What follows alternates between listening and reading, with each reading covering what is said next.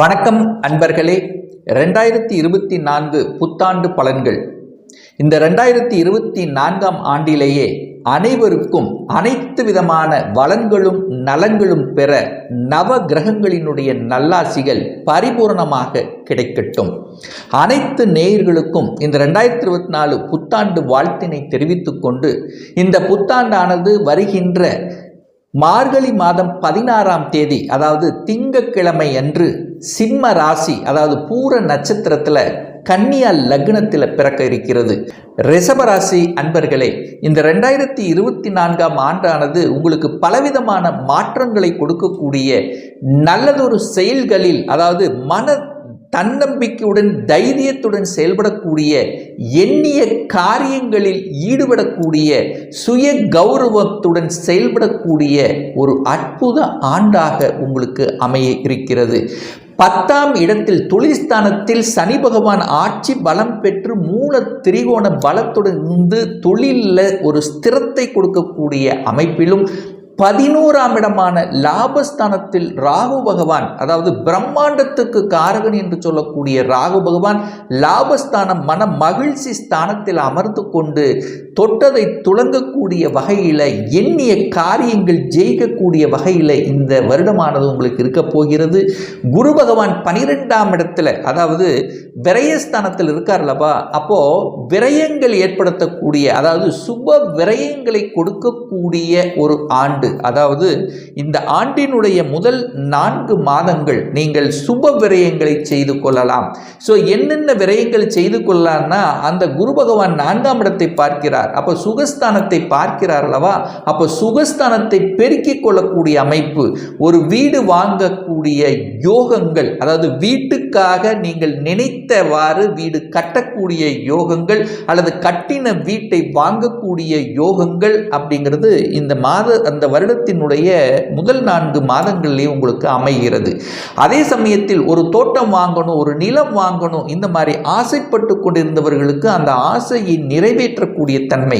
அப்போ சுப விரயங்கள், ஒரு பழைய வாகனங்களை விற்றுவிட்டு புதிய வாகனங்களை வாங்கக்கூடிய வாய்ப்புகள், சந்தர்ப்பங்கள் உங்களுக்கு அமைகிறது. அப்போ கடன் கிடைக்குமானா நிச்சயமா கிடைக்கும். அப்போ கடன் மூலியமாக உங்களுக்கு இந்த மாதிரி சுப காரியங்களை செய்யக்கூடிய அமைப்பு, குழந்தைகளினுடைய படிப்புக்காக செலவு செய்யக்கூடிய அமைப்புகள், நீங்கள் வெளிநாட்டு செல்லக்கூடிய யோகங்கள், இது எல்லாமே இந்த மாதத்தினுடைய, அதாவது இந்த வருடத்தினுடைய முதல் 4 மாதங்கள் உங்களுக்கு சிறப்பாக இருக்கு. ஏன் சொல்றேன்னா, அந்த குரு பகவான் 12இல் அமர்ந்து கொண்டு 8ஆம் இடத்தை பார்க்கிறார் அல்லவா, அப்போ யாரெல்லாம் வெளிநாட்டுக்கு போகணும் என்கின்ற அந்த ஆசை, அந்த எண்ணத்தில் இருக்கின்ற இந்த ரிஷபராசி என்பர்கள் வெளிநாட்டுக்கான அந்த யோகங்கள், வெளிநாட்டில் போய் வேலை செய்யக்கூடிய வாய்ப்புகள், அந்நிய மதன் மூலமாக அனுகூல வாய்ப்புகள் பெறக்கூடிய சந்தர்ப்பங்கள் சிறப்பாக இருக்கிறது. சரி, ரைட், நான் வெளிநாட்டில் இருக்கிறேன், சொந்த நாட்டுக்கு திரும்பணும் என்று ஆசைப்பட்டு கொண்டிருந்தவர்களுக்கெல்லாம் இந்த ஏப்ரல் மாதத்துக்கு பிற்பகுதி சொந்த ஊரில் வந்து அமையக்கூடிய, அங்கே புகழ் பெறக்கூடிய வாய்ப்புகள் உங்களுக்கு சிறப்பாக இருக்கு.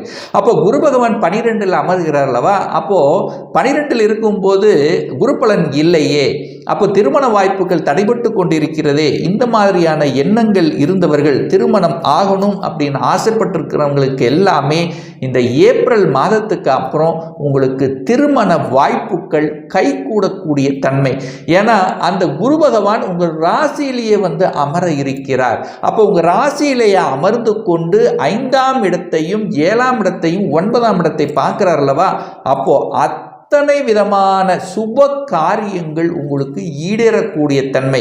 இதனால் வரைக்கும் அத்தனை செலவுகள் செய்து கொண்டிருந்தது, ஒரு தொழிலில் கூட ஒரு லாபம் சம்பாதிக்க முடியல, ஏதாவது ஒரு வகையில் விரயமாகி கொண்டிருந்தது இருக்கின்ற இந்த ரிஷபராசி என்பர்கள் இந்த ஏப்ரலுக்கு அப்புறம் பார்த்தீங்கன்னா தன்னம்பிக்கையுடன் செயல்படக்கூடிய தன்மைகள், அத்தனை விதமான அம்சங்கள் உங்களுக்கு சிறப்பாக இருக்கு. அப்போ அந்த குருங்கிறது யாரு? கடவுளுக்கு அனுகிரகத்துக்கு சொந்தக்காரர். அந்த குருங்கிறது உங்களுக்கு லாபஸ்தானத்தின் அதிபதி அல்லவா, அப்போ உங்க ராசியிலே வந்து அமருகின்ற காரணத்தால இதுவரைக்கும் ஒரு நல்ல ஒரு ஸ்ட்ராட்டஜிக் பிளான கிடைக்கல, ஒரு மந்தமா இருந்தது, ஒரு டல்லா இருந்தது, செயல்படுத்த முடியாமல் இருந்தவர்களுக்கு உத்வேகத்துடன் செயல்பட்டு இப்படித்தான் செய்யணும், இப்படித்தான் பண்ணணுங்கிற அந்த எண்ண ஓட்டங்களை கொடுத்து லாபம் கொடுக்கக்கூடிய வகையிலையும் தொழிலில் மேன்மை தரக்கூடிய வகையிலும் அமைகிறது. அப்போ இதுவரைக்கும் நான் வேலை பார்த்து கொண்டிருந்தேன், இனி நான் ஒரு சொந்த தொழிலுக்கு செய்யணும், சொந்த தொழிலில் அபிவிருத்தி செய்யணும் அப்படிங்கிற எண்ணத்தில் இருக்கின்ற ரிஷபராசி என்பர்கள் இந்த ஏப்ரலுக்கு அப்புறம் பார்த்தீங்கன்னா சொந்த தொழிலை ஆரம்பிக்கலாம். அதாவது விரிவுபடுத்தலாம், லாபங்கள் கிடைக்கும். பேச்சை முதலீடு செய்து செயல்படக்கூடிய தொழிலில் இருக்கிறவங்களுக்கும் லாபத்தை தரக்கூடிய அமைப்பு, உத்வேகம் கிடைக்கக்கூடிய நல்லதொரு, அதாவது கடவுளினுடைய அனுகிரகத்தோட, உங்களுடைய குருமார்களுடைய ஆதரவோட, பெரிய மனிதர்களுடைய சப்போர்ட்டோட உங்களுக்கு அனுகூலத்தை தரக்கூடிய ஒரு நல்ல ஆண்டாக அமைகிறது. இதனால் வரை குழந்தை பிறப்பில் தடை இருந்தது, எத்தனையோ செலவு செய்த, ஆனால் குழந்தை பாக்கியம் கிடைக்கல என்று இருக்கின்ற இந்த ரிஷபராசி தம்பதியினர்களுக்கு பார்த்தீங்கன்னா இந்த ஆண்டில் உங்களுடைய வீட்டில் மழலை சத்தம் கேட்கக்கூடிய ஒரு தன்மை உங்களுக்கு இயல்பாகவே அமையப்போகிறது.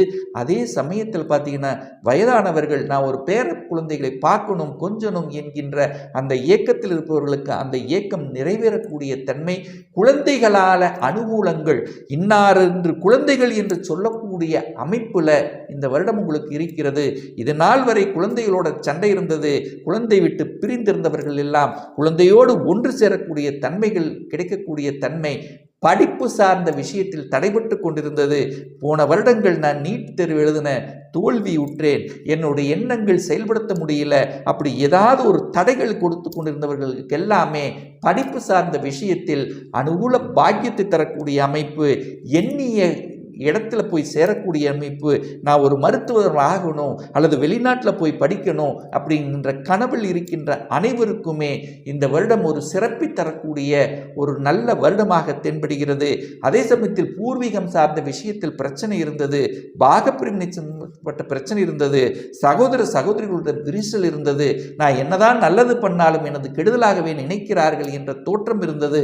இந்த மாதிரியான ஒரு மனக்கசப்புடன் உறவுகள் சார்ந்த விஷயத்தில் ஒரு விரிசலோட இருந்தவர்களுக்கு எல்லாமே இந்த ஏப்ரல் மாதத்துக்கு அப்புறம் ஒன்று சேருவதற்கான சந்தர்ப்ப சூழ்நிலைகளை நிச்சயமாக உங்களுக்கு ஏற்படுத்தி கொடுக்கும். ஒரு வழக்கு சம்பந்தப்பட்ட பிரச்சனை இருக்கிறது, கணவன் மனைவிக்குடைய ஒரு வழக்கு சார்ந்த பிரச்சனை இருக்கிறது, அல்லது பாகப்பிரிவினை சார்ந்த வழக்குகள் இருக்கிறது. இந்த மாதிரி வழக்கு சம்பந்தப்பட்ட எந்த ஒரு விஷயமாக இருந்தாலும் அந்த வழக்கில் வெற்றி பெறுவதற்கான பாக்கியங்கள் உங்களுக்கு கிடைக்கப் போகிறது அப்படின்னு சொல்லலாம். ஏன்னா அந்த பாக்கியஸ்தானத்தை அந்த குரு பகவான் பார்க்கிறார். அப்போ குரு பகவானுடைய பார்வை பாக்கியஸ்தானத்தின் மீது பதிவுகின்ற காரணத்தாலும் அந்த பாக்கியஸ்தானத்தின் அதிபதி என்று சொல்லக்கூடிய சனி பகவான் வலுப்பெற்று 2ஆம் இடத்தில் ஆட்சி பலம் மூலத்திரிகோண பலம் பெற்று வலிமையாக இருக்கின்ற காரணத்தால் நல்ல பல பாக்கியங்கள், தகப்பன் சார்ந்த விஷயத்தில் இருந்து வந்த விரிசல்கள் விலகக்கூடிய தன்மை, தகப்பனுடைய தொழிலை எடுத்து நடத்துவதற்கான பாக்கியங்கள் கிடைக்கக்கூடிய தன்மை உங்களுக்கு சிறப்பாக இருக்கிறதுன்னு சொல்லணும்.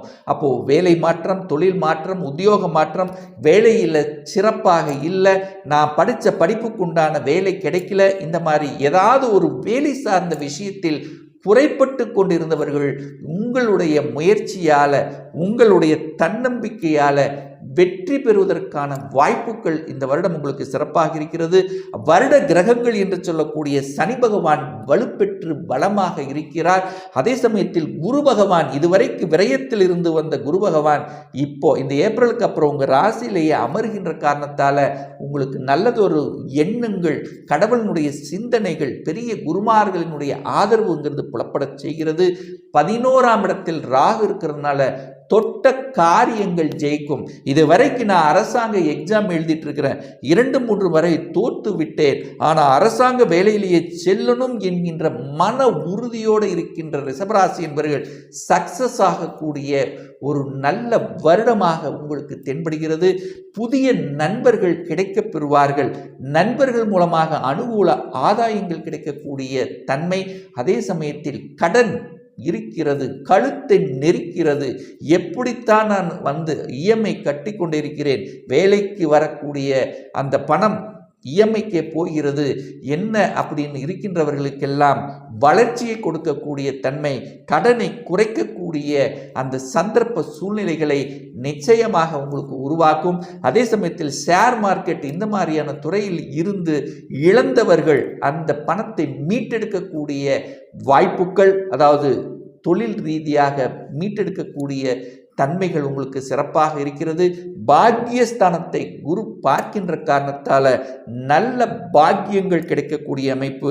இதுவரைக்கு பணம் பிரச்சனையாக இருந்தவர்கள், தொழிலில் பிரச்சனையாக இருந்தவர்கள், லாபமே கிடைக்கல என்றிருந்தவர்கள் பண ரீதியான பிரச்சனையிலிருந்து மீண்டு வருவதற்கான வாய்ப்புகள்.